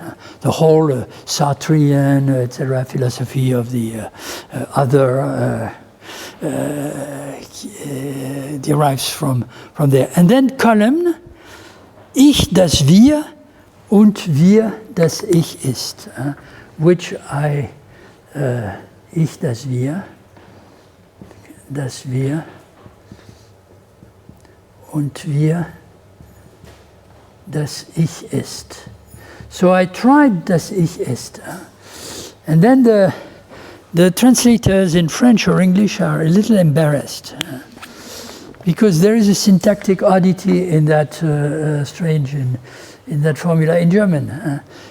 If Hegel had written das Ich or ein Ich, which is a we, that would be simple. But he writes something like I, that we, and we, that is I. So that you hesitate between the understanding of Ich and Wir, I and we as nouns or as pronouns. And I believe so. If you look at the usual translation, you find the I that is a we and the we that is an I. And I believe this is wrong because here Hegel does something fantastic. He explains what the spirit or the emergence of the spirit from the out of the development of the self-consciousness will be. And then instead of remaining, I would say, in this objective style, he puts a column and the spirit speaks of itself. It is now no longer Hegel speaking about the spirit. It's the spirit coming from wherever it is. Not transcendent, probably, although this is haunting all these references, but from within the warmth of the dialectical development that stands out and gives its own definition or expresses its own essence. I, the spirit, that is we, and we, that is I. So from there, of course, you can derive all sorts of interesting consequences. I followed the trace of this formula. It's dismantling, it's reuniting, it's intersection with another. I decided to write it like that. and its intersection with another similar formula, which is Ich, das Sein, and etc., etc. And I did my best to prove that this is the guiding thread of the whole phenomenology. Now, given what I have just said, you can suggest that Ich is an allegoric name for the subject, or for the subjectivity, or the point of view of the subject. And wir is an allegoric name for the objective or institutional form that the spirit will take later in the phenomenology. But what I find more interesting than that is to bring in, so here I'm very strongly influenced by the fact that my master, professor, teacher, whatever you like, to read Hegel was not Althusser but was Jean Hippolyte. And if you return to his translation and especially to his commentary, Genèse, it's translated to a structure de la phénoménologie de l'esprit, which I believe remains, perhaps because I was a student, an extraordinary commentary. You see that from his point of view, the key problem is the problem of the emergence of the community. So that, and the central question becomes whether and to what extent you can associate a concept of the community, with each and every, a different concept of the community, with each and every of the figures that emerge later in the phenomenology, until the end or not, question mark. And so, I have to be very quick, of course. I would suggest that Ich, das Wir und Wir, das Ich ist, is an enunciation, of course. It's not a definition, it's not a scholastic definition. It's an enunciation through which or in which a community expresses its own essence. So, of course, these days we were together at a conference. We had a very interesting presentation by Richard Rechtmann, who said, look, took the yellow jackets, les gilets jaunes, what would they say? I simplify. They would, each and every of them would not say, I, that is we, I am the same as all of us. And when I speak, it's the community who speak, and all of us is one or one subject, because they would introduce a dissymmetry. I'm not sure he's right, but it doesn't matter. It doesn't matter. Namely, we belong entirely to the community, but the community doesn't swallow us, so that there's no distance between the subject and the whole. I take this to be a key issue, of course, in the reversal or inversion taking place between Hegel and Marx. Because, of course, you could very well take this as one possible, not, I wouldn't say definition, but expression of what the idea of communism means. But then you return to Hegel and you ask yourself the question, how does Hegel himself understand the structure and the meaning of the idea of community? The well-known element or idea, which is there in the philosophy of right, is that a mediation is needed. A mediation is needed. I, that is we, and we, that is I, this cannot be immediate. The I and the we never coincide immediately by a kind of miracle. There must be a mediation. And what's the mediation? It's heavier and heavier as you look into the text. It's the law. It's the law. It's the content of the philosophy of right. It's the morality. And finally, it's the state. Now, of course, Marx writes against that. He writes against that. Except it's not as simple as just saying communism, lots of people around us. Althusser in his last days, one has just published his final thinking, etc. Tracing back, of course, to the image of the early Christian or the Franciscan community, etc. Think of defining communism as a community in which the I and the we are in a relationship of reciprocity without the mediation of state or legal or whatever institution. I believe that in Marx it's more complicated because Marx doesn't want I'm very simple and quick, doesn't want the mediation of the state, or perhaps even not the law, to be there in a communist society, but he needs the mediation of something like a revolutionary consciousness and perhaps an organization. I mean, that's you may dispute about that.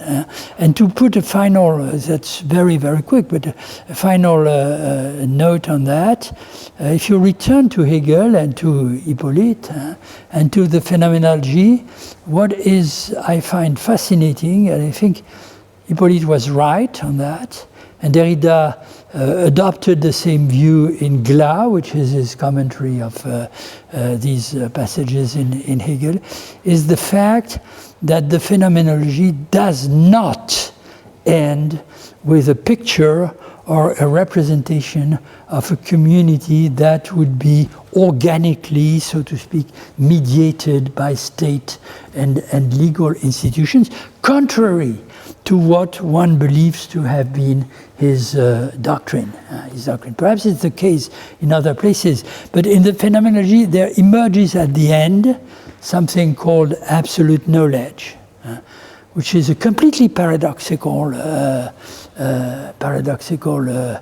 notion. You spend years trying to understand the sentences in the final chapter, but the guiding thread could be the fact that the final chapter comes after the long session on religion.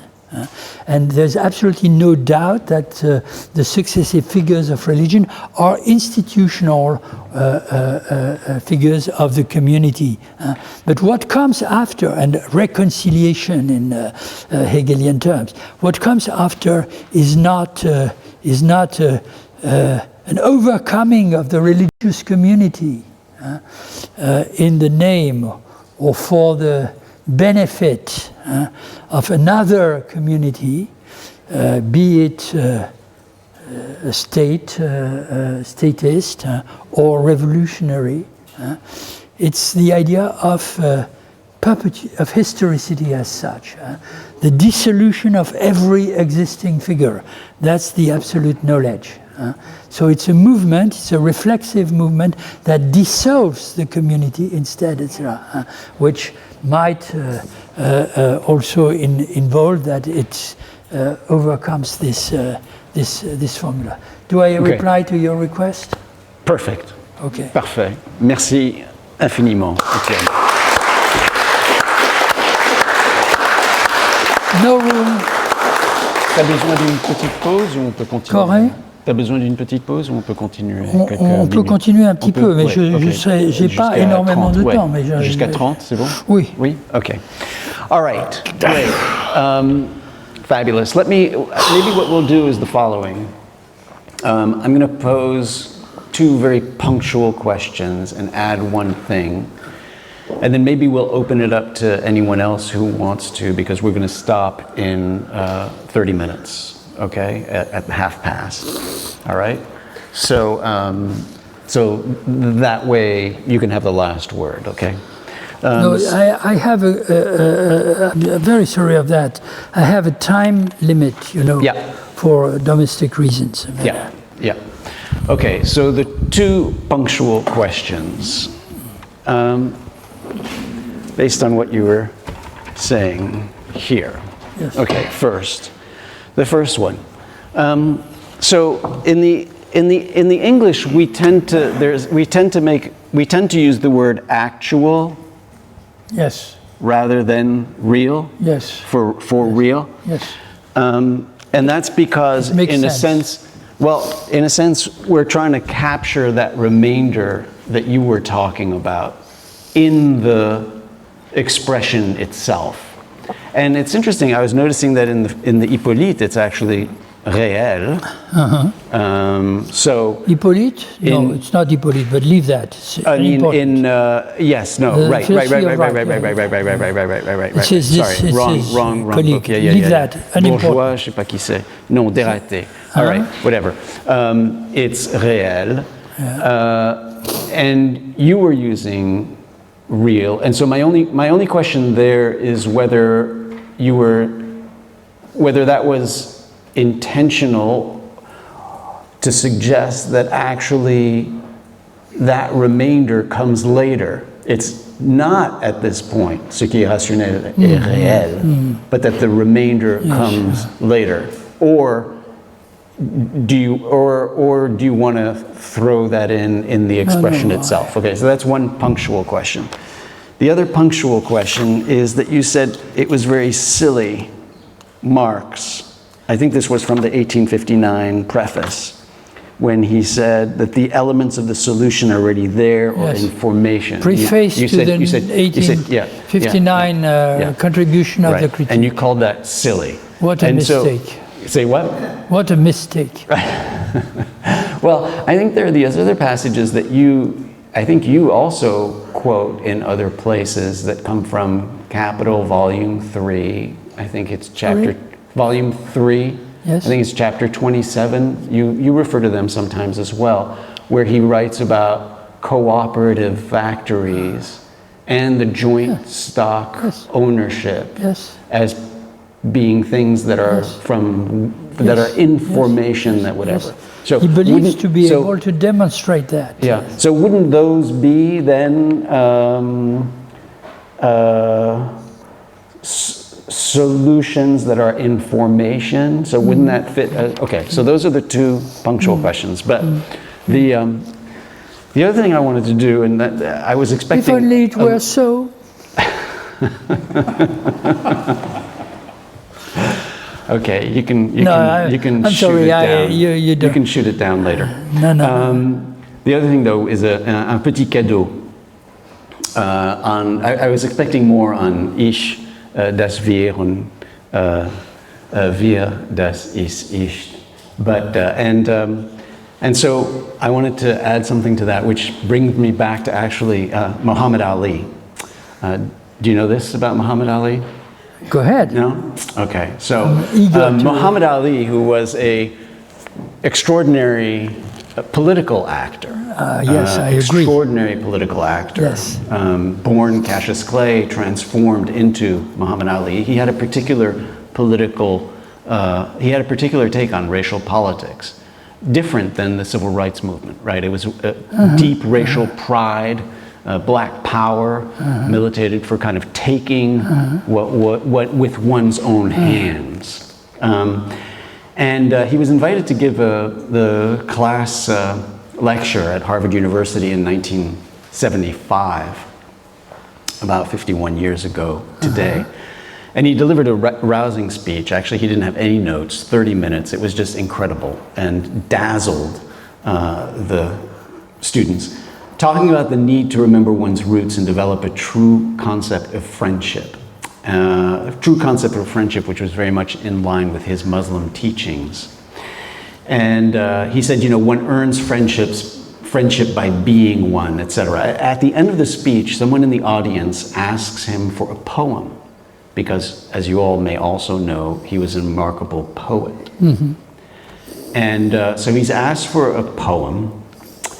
And he kind of hesitates, and then he comes out with one of the shortest poems that exist, that an artist by the name of Glenn Ligon transformed into a piece of an installation at the Studio Museum in Harlem.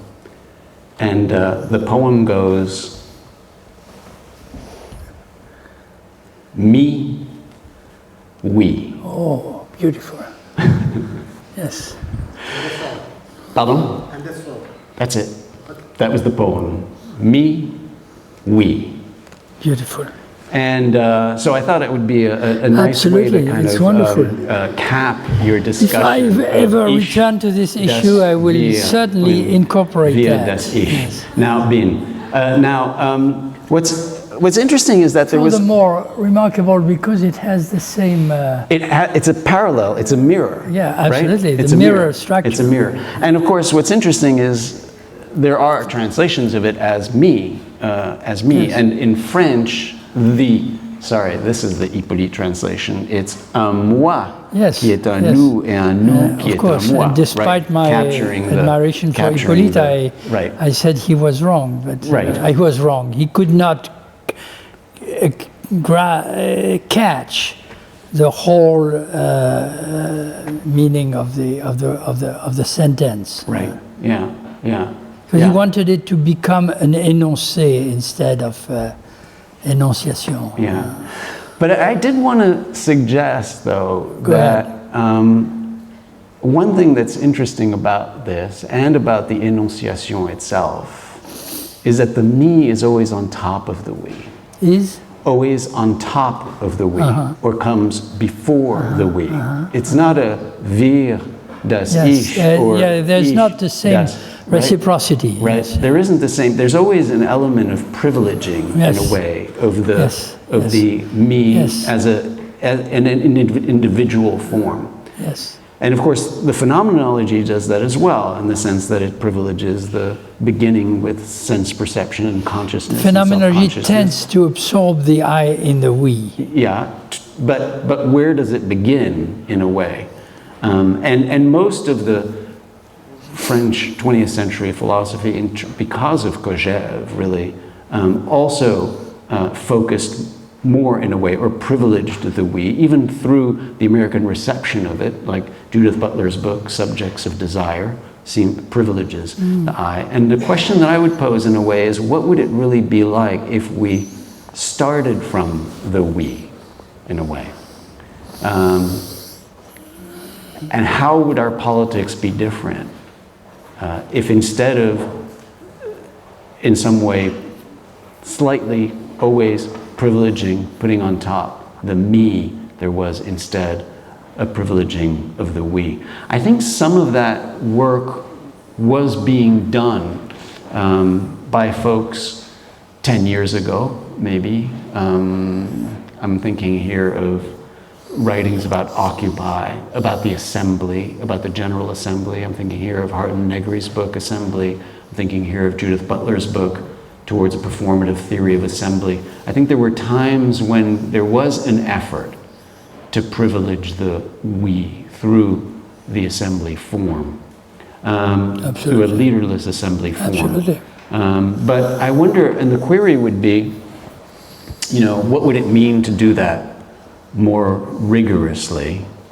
That line of thought has, in some sense, become less powerful today because of the rise or the age of fascism that we're in, so that the leaderless assembly becomes not sufficiently robust kind of to withstand the fascist assault, I think.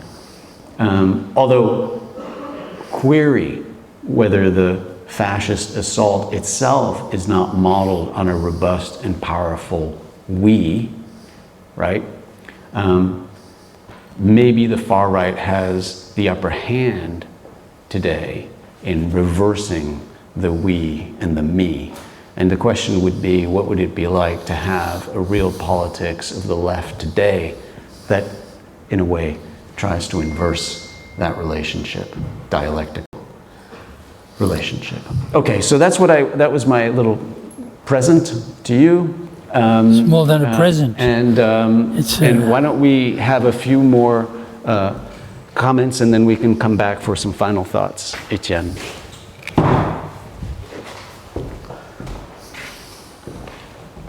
So I am sure I will leave, but I see that when Trump says we and me, he says we as the incarnated in me. Right. The idea of incarnation is absolutely central. Right. Yeah. In another thing, Amit, I can't hear you. the idea of incarnation. So the we cannot exist without being incarnated in me. Voilà. I'll say something about that. Le nous ne peut pas exister incarné en moi et par moi. And I am the alpha and the omega. Yeah. Yeah. I am the source and the horizon. Yeah. I am the source of the wide wisdom. So I see that there's a total perversion of the we in which Yeah.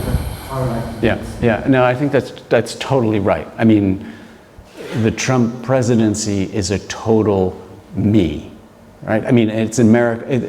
It's not even America. I mean, it's Trump, the person, the individual, who incarnates everything, right? It's remarkable. I mean, it's stunning. Needs what he incarnates. Right. He's the perfect illustration and Right. incarnation.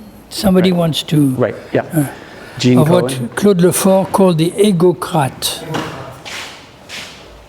Bonsoir. I did, can you Tu hear me? montes pas trop le champ Yes. vide. Tu montes pas trop Because I le champ. could actually listen to you talk on my computer because this is the acoustics when I'm with you. So I did listen to you. I wanted to say that I thought it was really elegant the way you set it up to vindicate, in a way, a critique of a certain version of Hegelian Marxism, which is notoriously, especially the metaphysical one and the anti-political one, which includes certain versions of orthodox Marxism. And of course, I also support the embrace of the 18th Brumaire, much of it, most of it, against that. But that's not the only Hegelian Marxism, as you know. And there were other versions, non-metaphysical, needless to say, I'm thinking of the Frankfurt School.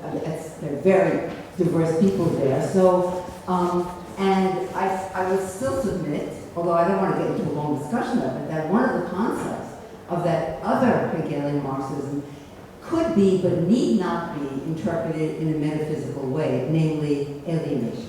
Namely? Alienation. Yes. In terms of, well, I don't know. Yes. Yes. Right. I mean, of course, you could come up with a few methods and do it metaphysically, but you need not do it that way. So I'm curious if you have, again, I thought your presentation was really very, very elegant, very, very convincing, but I'm wondering if there are other interpretations. Yes, of course. Of course there are. Of course. Of course. Of course there are. Of course there are. Okay. No worries. Why don't we take one more quick addition, et puis ensuite on finit avec Étienne. I don't want to speak all the time. Speak in English or in French? Go in French. En français, parce que pour revenir sur une discussion qui était ouverte autour de Trump, je trouve que son nous, il est beaucoup plus un, comme on avait No, speak to me. C'est un point, ça va. Or to everybody. Ça va, parce que la discussion était ouverte. Allez-y, allez-y, C'était allez-y. plus un nous de majesté, comme il y avait à l'époque finalement de la monarchie. C'est-à-dire beaucoup quand Trump s'exprime, il dit nous, c'est un nous général, nous qui représente la structure de l'État plus qu'un nous lui-même, il ne dit pas je, il inclut tout dans ce moi. Ok. Il ne dit que je. Je veux dire, it's all the policies are I. I mean, it's remarkable. A wealth of fascinating questions come to my mind and arise from there. As for your first question, I propose a compromise. That is, the rational is real in the sense of the actual, if you don't mind. That is, the real can be also. Okay. Now, let's come to the very, very interesting question of I and we. It's on purpose that I try, very superficially, I admit, and much too quickly, to bring in the question of enunciation, and not only of énoncé, of enunciated. And I believe that Hegel, if the comma is here, if the column is here, the enunciation as such is indicated in the text. But then, of course, all the problems begin. I agree with that. So one of my suggestions would be, doesn't matter, that if you look at the second half, und wir das Ich ist, you could translate or interpret that in the following manner: a we. So perhaps that's a code name for a community, or for a we that speaks, because you speak only in the first singular person. So that could mean that the that the we, in a sense, becomes a big subject or a super subject, which speaks materially or allegorically with one single voice. But what is that, a we that speaks with one single voice? What it certainly not is a collection of people, subjects, who march together or gather somewhere and say the same. That's the absolute, that's the alienated form, perhaps, that's the absolute caricature. But historically, of course, it plays a huge and, in fact, catastrophic role. It's fascism. It's fascism. The people are all on the same square, in the same place, and together they say the same. I adopt the same ideology, or follow the same leader, etc., etc. And unfortunately, in history, really existing communism mimicked that entirely. So it's complicated because, of course, if you ask yourself about the historic roots of that, there are circumstances in which which was accustomed to see as great moments of liberation or emancipation, in which many people gather and speak with one voice, so to speak, and they belong to the revolutionary traditions and others as well, religious, almost certainly. I remember a moment of a traumatic moment, in a sense. For me, I was watching a movie on the history of the Chilean revolution and the coup d'état, and it was beautiful. It would show how long before being elected as president, Allende had gathered crowds of peasants, militants, workers, and suddenly, we all know that. I saw them marching in the street and singing the same revolutionary song. And I asked myself, where's the difference with the fascist crowd, etc. So in any case, I think this cannot be the solution. But then you get to the other possibilities. I, whose voice can be heard in the assembly of a crowd or a people or a community, etc., speaks in silence,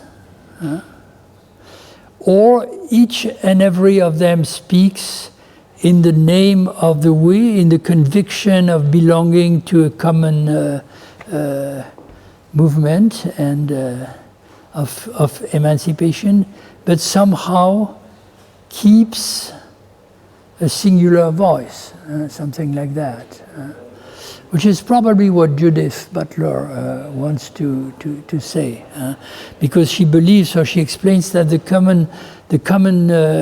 assembly is based on the vulnerability that they share, but the vulnerability is never exactly the same for each and every of them. So their voices remain singular. So I don't continue. I derive from there the idea that this formula indicates a problem which probably lies at the core of every project of collective emancipation. But it's not at all certain that or there are too many negations. The idea harbors a kind of internal contradiction or difficulty. And then the other thing that, so I would agree with you that something I completely left aside stupidly in my references to Hegelian Marxism would considerably add to our understanding of the problem if we introduce the concept of alienation. But I will put that very brutally, but in a sense, I'm even tempted to say that Ich das Wir und Wir das Ich ist, which in Hegel, in some passages of Hegel, could be considered an allegoric expression of the idea of reconciliation or resolution, in fact, much better corresponds to a problematic of alienation. But that leads, of course, to thinking with the idea of alienation not as something that has to be eliminated at all costs, but as something that is, in fact, the anthropological and perhaps the ontological core of our idea of the community. I don't know if you would agree with that. And finally, I would say that the question whether you can substitute, and in which sense you can substitute the plural to the singular in the understanding of the structure of enunciation is something that has to be discussed not only with the help of Hegel or Marx, etc., but also with Benveniste and with other linguists, poeticians, and so on. Now, in Benveniste, there is something that I always found very striking, which is apparently absent from this formula, namely the idea that we is an essentially equivocal or ambiguous pronoun. Because in our use, so the I is the I as subject, as pure subject of the enunciation, is indeterminate. So any I, Derrida objected to Lévinas, tout autre est tout autre. Any other is any other. Any I is any I from the point of view of the structures of enunciation, which doesn't mean that it can be associated with any verb. At our meeting on the other day, I was eager to bring in Chekhov's formula on his last minute that Nathalie Sarraute has transformed into a beautiful poem or poem en prose. Ich sterbe, I die, or I am dying. Is that a possible sentence? And somebody in our meeting said, no, it's a performative contradiction. If you say I die or I am dying, that means that you are alive. And I said, no, I'm not convinced by that, because Chekhov, as interpreted by Nathalie Sarraute, in fact means something like a negation of the negation. I'm no longer alive. I'm no longer alive. So ich sterbe. But then I continued by, I repeat what I said, by asking the question, could that be transferred into the plural? So is it possible to imagine a situation in which people say, we die? It's not impossible to imagine, of course, but the worst situation in which we are tempted to bring in or to project this kind of utterance, for example, the Jews dying in the gas chamber, could they say something like, wir sterben, we die? No, they didn't have time for that. Everything was organized so that there would be no not even a glimpse of time in which they, etc.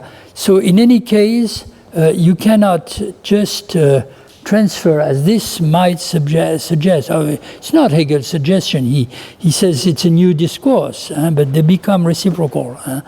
Why? Because the we, among other reasons, as Benveniste beautifully explains, is in fact an ambiguous notion.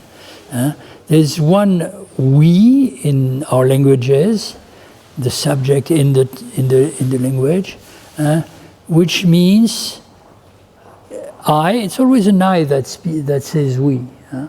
I with all of you, all of the others, without excluding anybody virtually or etc. And there is a we. Equally important, of course, which has just the opposite meaning. I, or me, and you all, but not some others. So the we vacillates between the inclusive and the exclusive meaning. Of course, you could say that Hegel's trajectory, the phenomenology, is something or hints at something like a transition from variously exclusionary categories or we's. We, the rational people of the Enlightenment, but not the believers in the old superstitions, etc. Towards something virtual or potential, which would be an all-inclusive we, that implicitly at least would speak like a single I. And in a sense, it ends with the Christian discussion. I would wanted to bring that in with negation of the negation, tot des todes, etc., etc., with a reinterpretation, a Lutheran reinterpretation of the Christian doctrine of the resurrection. The death of death, that's the moment when Christ resurrects, and therefore, death, where is thy victory? But what is interesting, that's my interpretation following Hippolyte and Derrida, is that at the very moment when the last form in which the community could appear as exclusive or tends to present itself as virtually or potentially all-inclusive, the day of the resurrection, if there are no,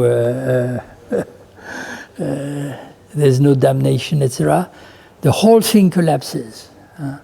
And what emerges, as always in Hegel, is the idea that history goes on with its violence and its destructions, but not realizing its ideal in the form of the perfect or absolute community.